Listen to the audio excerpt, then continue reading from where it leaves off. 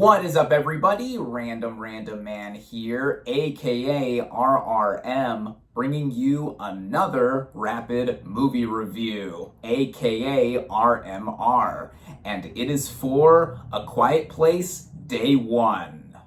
Now, the plot of this apocalyptic horror film basically follows a terminally ill woman during the beginning stages of an invasion in New York City by extraterrestrial creatures with an acute sense of hearing.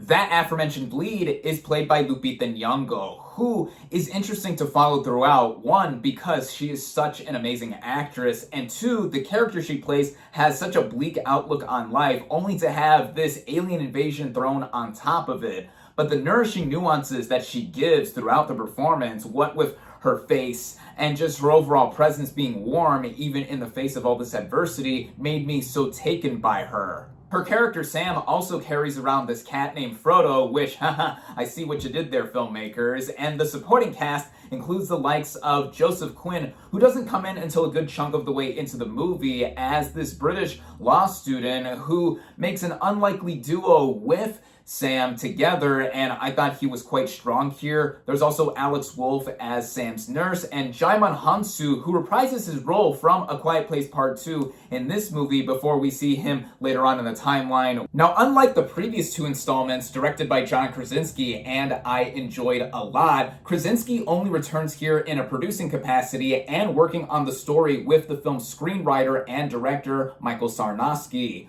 who previously made his directorial debut with 2021's Pig, which is a film I did like mainly for the central performance of Nicolas Cage. And with this movie being way bigger in scale and a part of this established series, I think that a lot of what he brought with his previous outing, I think, was applicable here. What with it being intimate in a lot of ways with our main lead and showing off how even in the face of adversity, there's pockets in between of a lot of encouragement. This film, also chronologically coming before the previous two films, made for a lot of intrigue too, because we see the beginning stages of what happened with these aliens coming down, though I felt in some ways that it did truncate some of that. Like, for example, it is quickly found out that sound triggers these creatures, but it's kind of glossed over. But then it also uses the concept that was established prior really well, to where if they hear you, they hunt you. And that, in terms of it flowing with the directing, I think Sarnowski does well with. To me, the highlight of this movie in terms of the action is this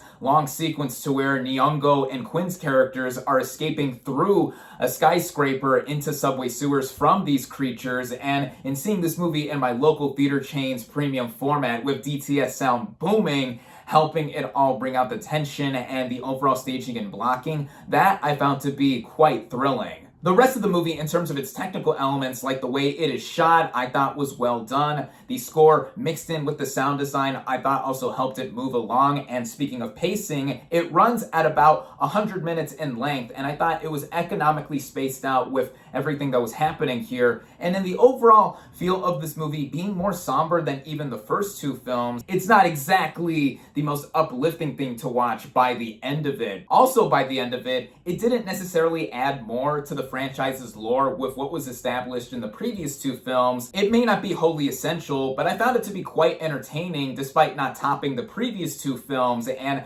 I think that newcomers to this series could watch this movie, and if they liked it, they can then go back to the first two films to get more out of this world, as this is one of the few horror franchises that I would say is more than solid on its own too, just as a standalone viewing experience in the theater. If you're gonna see this movie at all, like the whole gimmick of this franchise has expressed, you gotta see this in theaters where it is only currently available. I recommend it. With that, my final verdict for A Quiet Place Day 1 is 3.5 out of 5 stars.